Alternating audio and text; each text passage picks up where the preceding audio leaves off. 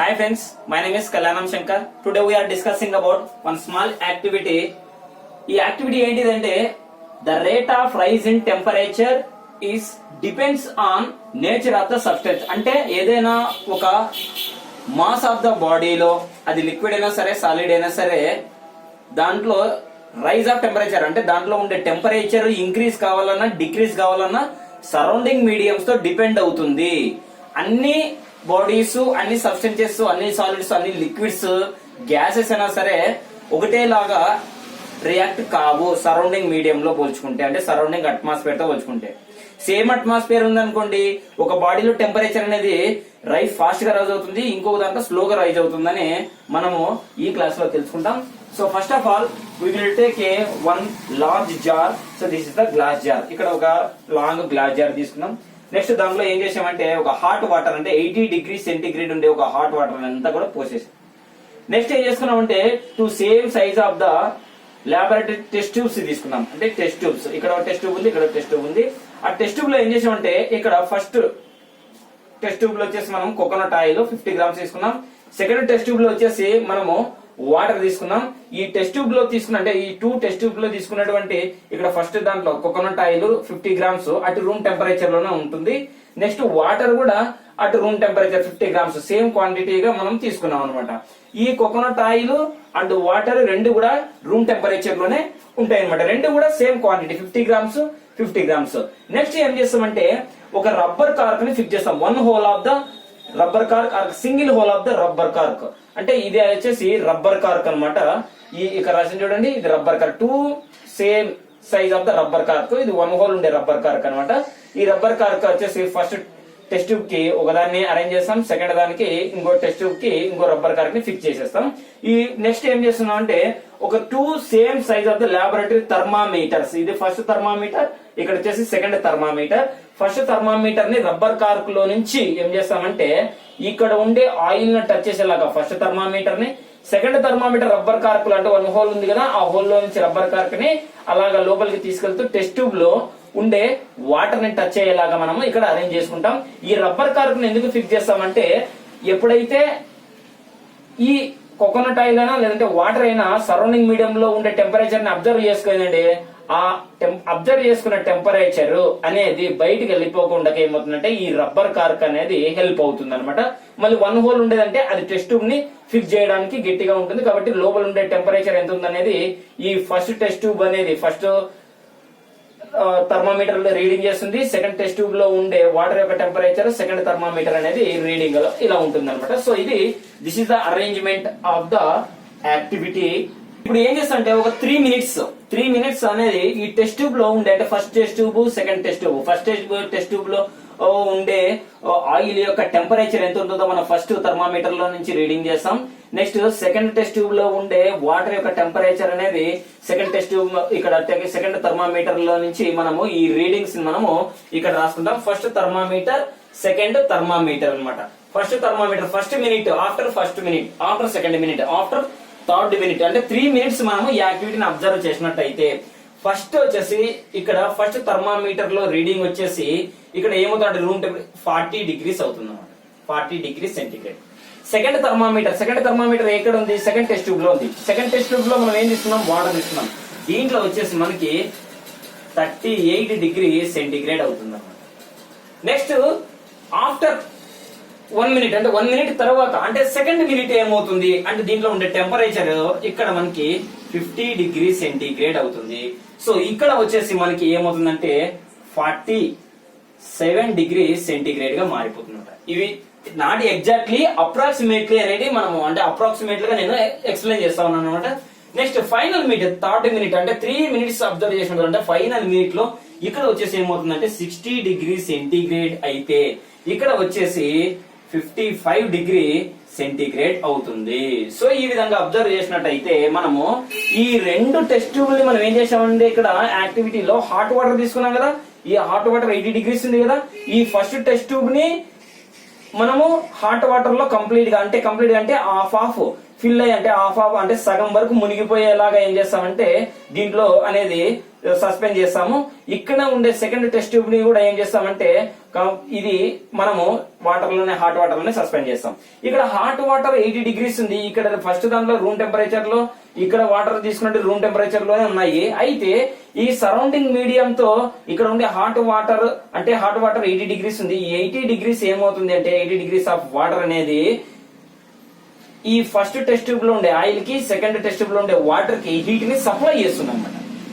Supply చేస్తుందంటే మనకి heat తెలుసు. What is the heat? Heat is a form of energy. It flows from higher body temperature to lower body temperature. అంటే ఇక్కడ lower body temperature coconut oil ఉంది, ఇక్కడ lower body temperature వచ్చేసి water కూడా ఉన్నాయన్నమాట. 50 grams, నెక్స్ట్ 2 రూమ్ టెంపరేచర్. కానీ ఈ రెండింటికంటే ఎక్కువ టెంపరేచర్ ఉండేది, హార్డ్ గా ఉండేది ఏంటి అంటే ఇక్కడ తీసుకున్నటువంటి వాటర్.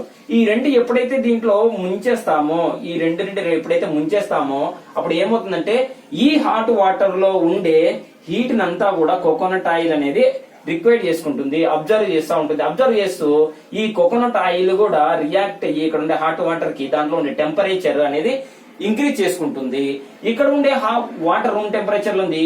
దీన్ని కూడా మనం సేమ్ యాస్టీస్ గా ఇక్కడ ఉండే జార్ లో సస్పెండ్ చేశాం కాబట్టి ఈ వాటర్ అంటే టెస్ట్ ట్యూబ్ లో ఉండే వాటర్ కూడా సరౌండింగ్ మీడియం లో ఉండే వాటర్ యొక్క టెంపరేచర్ ని రిక్వైర్ చేసుకుంటుంది. అంటే అబ్జర్వ్ చేసుకుని ఏమవుతుంది, దీంట్లో ఉండే టెంపరేచర్ కూడా రైజ్ అవుతుంది అని మనం తెలుసుకుంటాం. ఈ రైజ్ అయినప్పుడు ఏమవుతుందంటే ఫస్ట్ దాంట్లో 40 degrees ఉంది. అంటే ఇది కొద్దిగా హీట్ ని అబ్జర్వ్ చేసుకునేది కదా. సో రూమ్ టెంపరేచర్ నుంచి 40 degrees సెంటిగ్రేడ్ లోకి వచ్చేసింది. ఈ వాటర్ వచ్చేసి 38 degrees సెంటిగ్రేడ్. అంటే 1 minute మొత్తం కూడా అబ్జర్వ్ చేసిన తర్వాత నెక్స్ట్ సెకండ్ మినిట్ లో అబ్జర్వ్ చేసినట్టయితే ఫస్ట్ టెస్ట్ ట్యూబ్ లో వచ్చేసి ఆఫ్టర్ 2 minutes 40 degrees నుంచి 50 degrees సెంటిగ్రేడ్ కి ఇది ఏమైంది, దాని టెంపరేచర్ ని రైజ్ చేసుకోయింది. హీట్ అంటే ఎక్కువ హీట్ ని అబ్జర్వ్ చేయండి. నెక్స్ట్ వాటర్ కూడా హీట్ ని రిక్వైర్ చేసుకోయింది ఇక్కడ సరౌండింగ్ మీడియం తో పోల్చుకుంటే. కానీ ఎంత 47 degrees సెంటిగ్రేడ్ అనమాట సెకండ్ టెస్ట్ ట్యూబ్ లో, అంటే వాటర్ వెయిట్ దాంట్లో.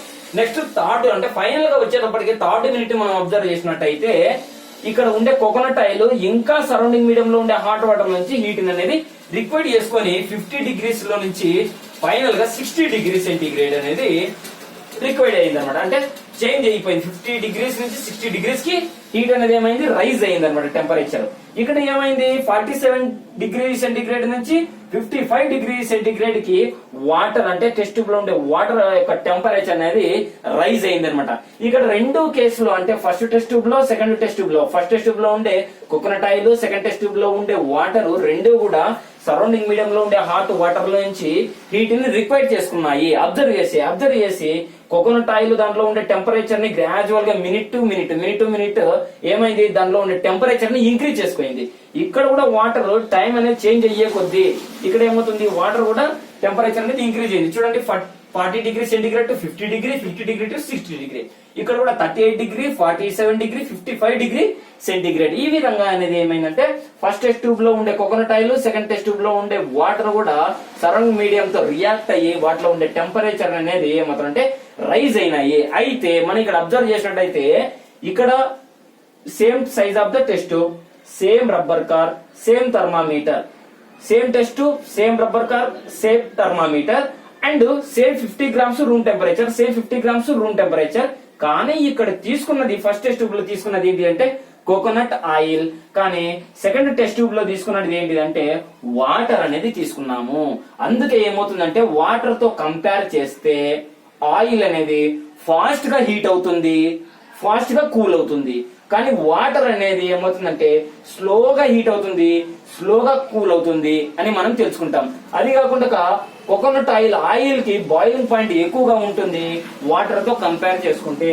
అందుకనే ఏమవుతుందంటే కోకోనట్ ఫస్ట్ టెస్ట్ ట్యూబ్ లో తీసుకున్నటువంటి రీడింగ్స్ అబ్జర్వ్ చేసినట్టయితే ఫస్ట్ టెస్ట్ ట్యూబ్ ని మనము ఫస్ట్ థర్మామీటర్ లో మనం ఏం చేసాం, ఫస్ట్ టెస్ట్ ట్యూబ్ లో పెట్టాం. ఫస్ట్ టెస్ట్ ట్యూబ్ లో మనం ఏం తీసుకున్నాం, కోకోనట్ ఆయిల్ తీసుకున్నాం. అంటే కోకోనట్ ఆయిల్ లో వాటర్ తో కంపేర్ ఇది 38 degrees సెంటిగ్రేడ్ లైక్ చేంజ్ అయ్యేలాగా ఇది ఎంత తీసుకుంది, 40 degrees అయింది.